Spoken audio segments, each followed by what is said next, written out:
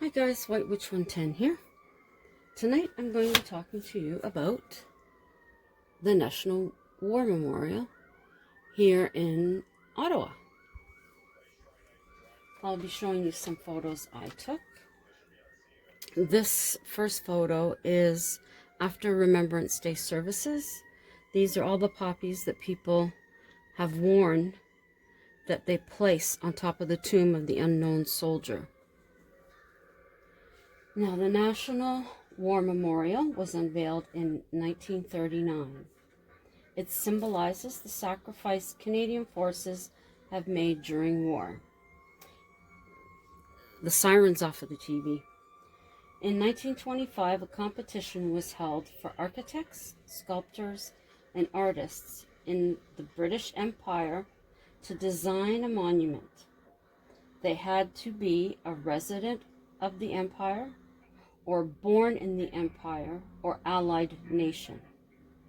127 entries were received, 66 from Canada, 24 from England, 21 from France, 7 from the US, 5 from Belgium, 2 from Italy, 1 from Scotland, and 1 from Trinidad.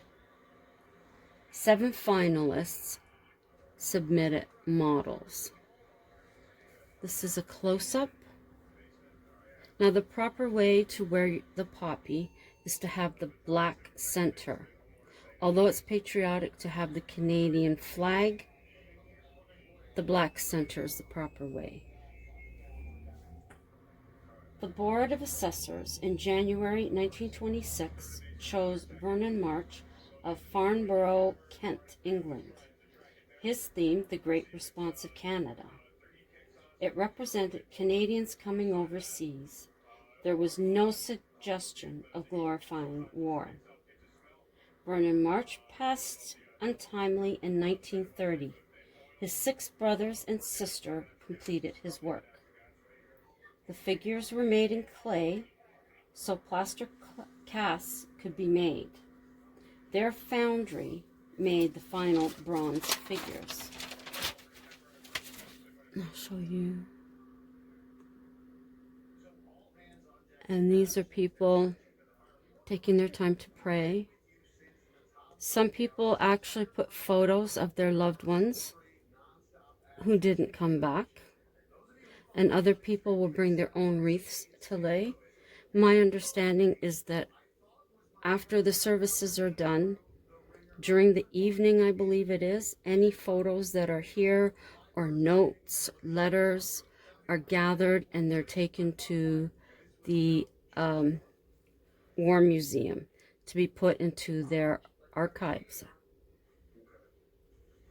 People make their own wreaths as well. It is extremely moving to be there because everything is so quiet. You could literally hear a pin drop.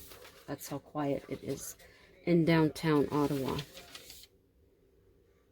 No one pushes, no one shoves. Everyone is respectful and everyone has their moment to go up, place their poppy, say their prayers, and then step back for the next person. This picture here is of some people laying their poppies. And these are the ones that the dignitaries, and here we even have the Youth of Canada, these are their wreaths that they place during the ceremony. Mothers.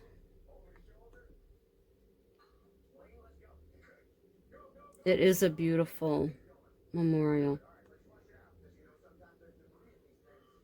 And this one, I believe, this was a member of the royal family. That's their note. I think that's Charles.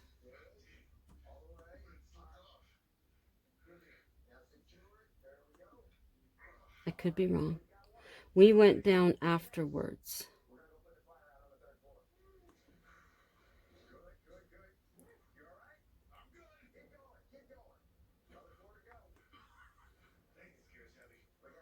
You can see some people.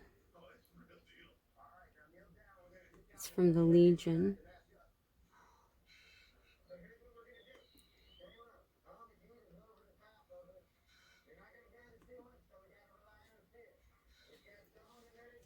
In July 1932, they were complete, but the chosen site in Ottawa was not yet ready.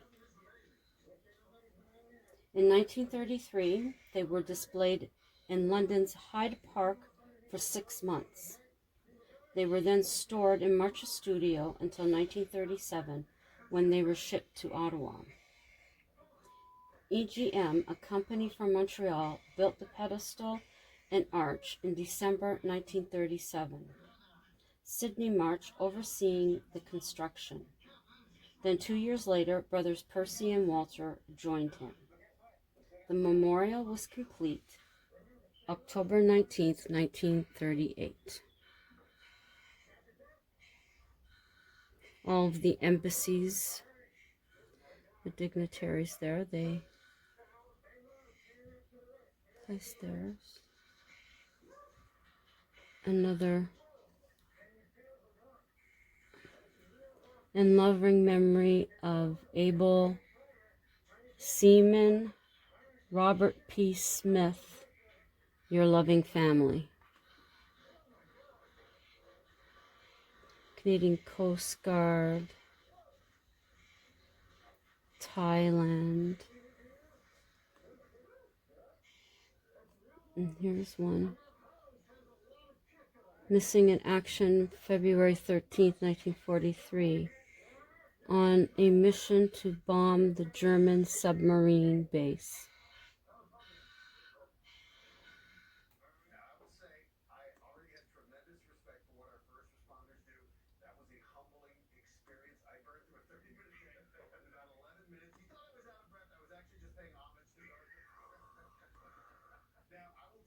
See, there's the older ones when we had the green. I remember those as a kid, but now the centers are black.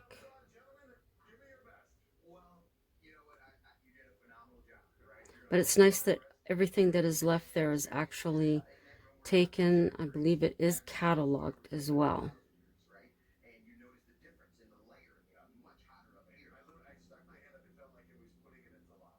A homemade one. Looks like she was placing a letter.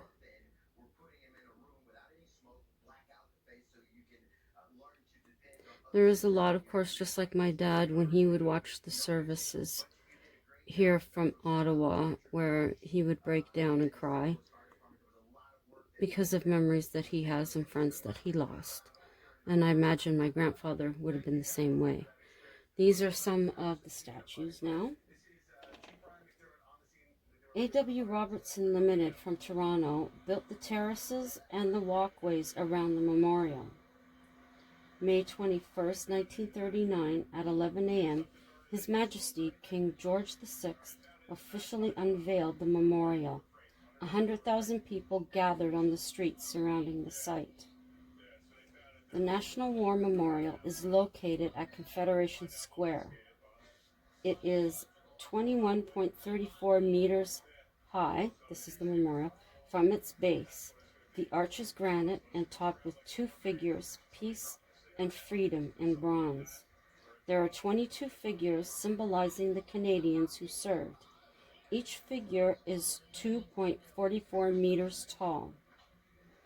Width is 8.08 meters. The arch 3.05 meters high.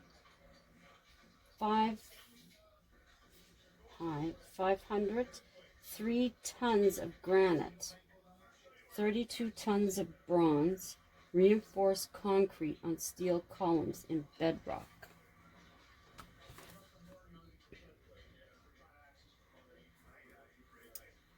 All branches of the Canadian Forces are represented.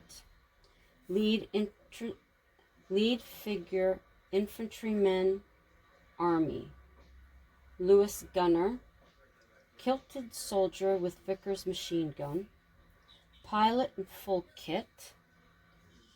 Air mechanic, cavalryman, mounted artilleryman, Field artillery piece 18-pound at rear, sailor, 2 riflemen, nursing sisters, stretcher bearded, lumbermen with cant hook.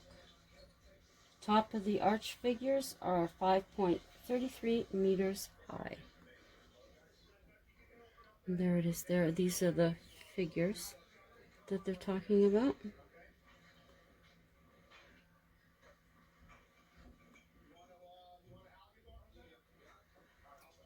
Seven types of Canadian granite were used for the terraces and walks. The infantryman, 4 years in the trenches, 965 kilometers long, from Belgium to the coast through France to Switzerland. The Commonwealth's highest military, the Victoria Cross for bravery, was given to 54 Canadians in World War I. And this is the part at the back. That's one of the sisters. Their basic pack weighed 60 pounds. Cavalryman carries a respirator, a significant item due to the poison chlorine gas used by the German army. Staying in their lines despite this gas, Canadian forces became known as a formidable fighting force. And that's the rear, that's the gun that they mention. Someone put their poppy there.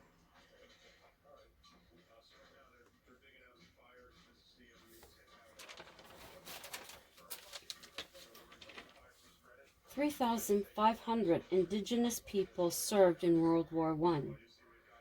The 114th Battalion Brock's Rangers formed 2 complete companies. 28 Scottish regiments served, 8 fighting brigades. Remainder were reinforcements. 4 Victoria Cross, won by an 18-year-old piper who died at Somme, France in 1916.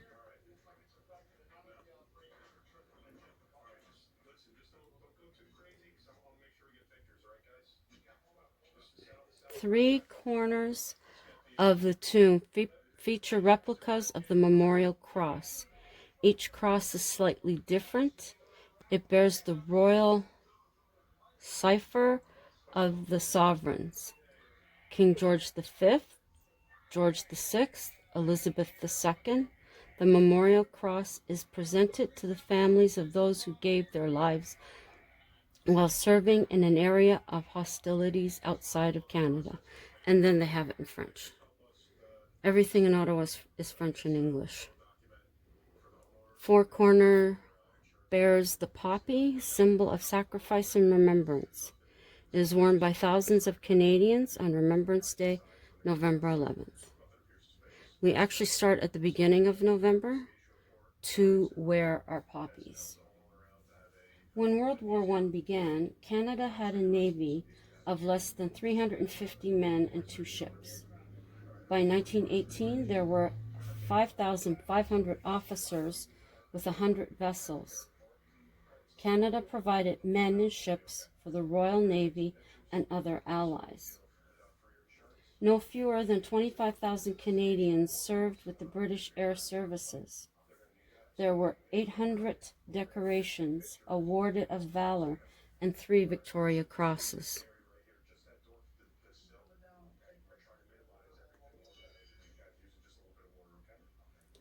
This is the unknown soldier. I didn't quite get the whole thing. Maple leaf symbolizes Canada,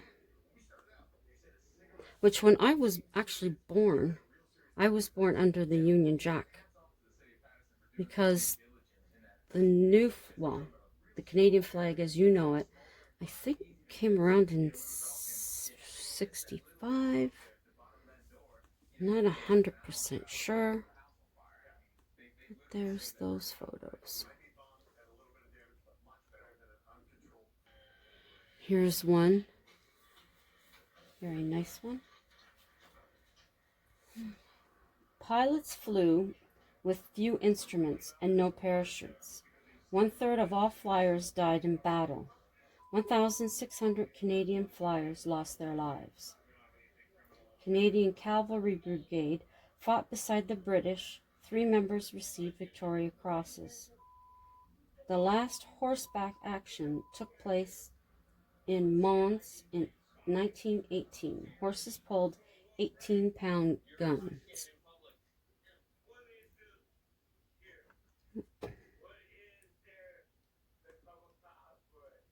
That's a picture of the top part of it. There was a hornet's nest up there one year. The Sapper, Canadian engineers, were responsible for building roads, bridges, tunnels, water supplies, and major fortifications. Canadian railway troops maintained and laid rails for railway networks. This was done at night. They also fought. Canadian Forestry Corps supplied timber for railway ties, roads, and major fortifications. 12,000 men in France and 10,000 men in England, foresters. Canadian Army Services Corps supplied food for the troops as well as ammunition and other supplies.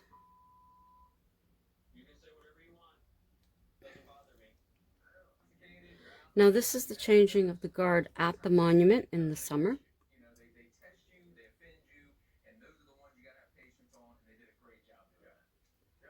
There's Captain Rene.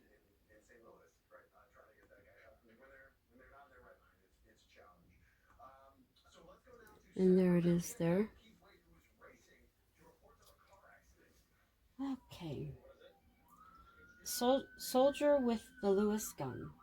This gun was used in the trenches. It fired 500 rounds per minute. Infantryman with mustache. Known as the Soldier's Garden. This I found interesting. Let me see if I can find his picture in here. Yes, this is the one they're talking about. It was waxed and twisted into spikes, worn with pride, very much in vogue then. These men lived in mud and rat-infested trenches. Disease and death was something they faced. Soldiers had to be 18 years to enlist, but many enlisted early. They were in action underage. Motor Machine Gun Corps, 16,000. This corps was a vital factor breaking the stalemate on the Western Front. There, I believe that's him marching the other ones off. And then this is up on Parliament Hill. That's Brian, I believe his name was. In 2016, there were some repairs made to the monument and the surrounding area. Okay, where was I? Dispatch rider took vital messages to headquarters by motorcycle. Canadian Corps of Signals. That was my grandpa. 4,000 members used pigeons, telegraphs, and radios to transmit messages. My grandfather was one of them. And I do have a few vlogs of myself reading his journal from World War I, if you're interested. Stretcher bearer had first aid stations in the trenches and went with attacking infantry. 4 men would carry a stretcher. They moved men in and out of hospitals and hospital trains. Britain requested 2 general hospitals be sent from Canada. Nurses and doctors worked at the rear of the front lines. They cared for sick and wounded soldiers. By 1918, 40,000 beds were available. Seriously injured were sent to England. 21,000 men and women made up the Canadian Army Medical Corps. 3,141 were nurses. There were 8 Canadian General Hospitals, 10 stationary hospitals, and 3 Forestry Corps hospitals. Now, 66,655 were lost in World War I, 44,893 World War II, 516 in Korea, in Newfoundland 1,605 in World War I, and 722 in World War II. Their names are in a book of remembrance in the Memorial Chamber in the Peace Tower of the center block of the Parliament buildings. And Newfoundland also has a book of remembrance. The sentries at the National Memorial are trained for their duty by the Ceremonial Guard. They begin in June and end their duty November 11th. So that's just a bit about the memorial. I'll show you a close-up of some of them. This here is the leading figure, the infantryman. And this is the infantryman, the infantryman as well. This is the Lewis machine gun figure. And of course, this is the cavalryman with the mustache.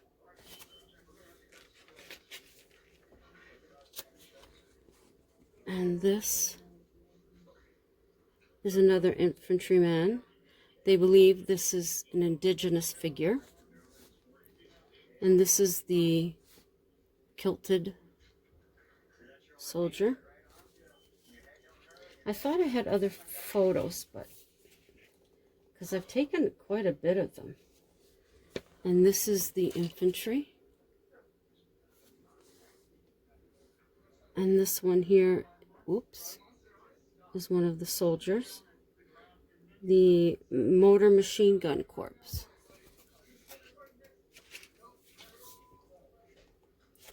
And this is another infantry.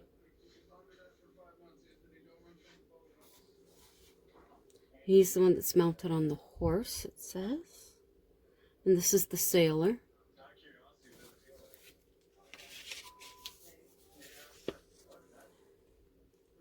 That's the pilot. Or no, that's the air mechanic. And that there's the pilot.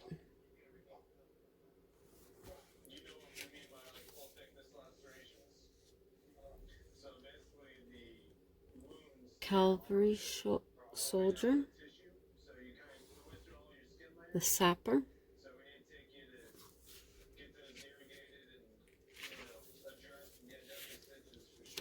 And this is one from the railway troops.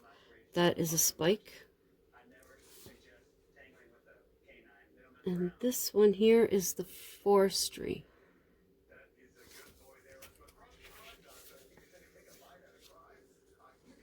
And this is another one of the soldiers.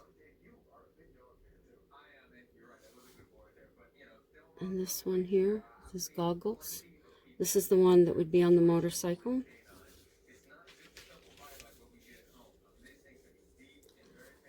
The signalers. The stretcher bearer.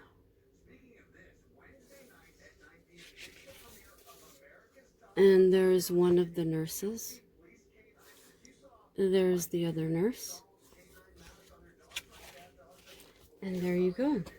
So I hope you've enjoyed that. And when you come to Ottawa, I hope that you will take the time to go and visit the memorial.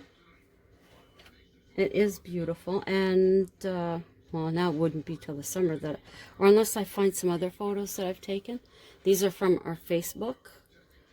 But, yeah, if I find any other ones, I will share them with you. So thank you to my loyal subscribers for coming by once again. And for any of you who are just passing through, please consider subscribing. See if any of my other videos are of interest to you. And if they are, please hit the notification bell so you know when I upload.